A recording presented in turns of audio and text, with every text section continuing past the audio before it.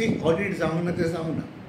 From the year 2014 audit जालेलें, पूण आमच्या accounts डिपार्टमेंटान Sion मारूंक नासली. सो फ्रॉम 15, 16, 16, 17, 17, 18, 18, 19, 19, 20, 20, 21, 21, 22, 23, 23, 24 हेचेर आजून ऑडिट जावंक ना.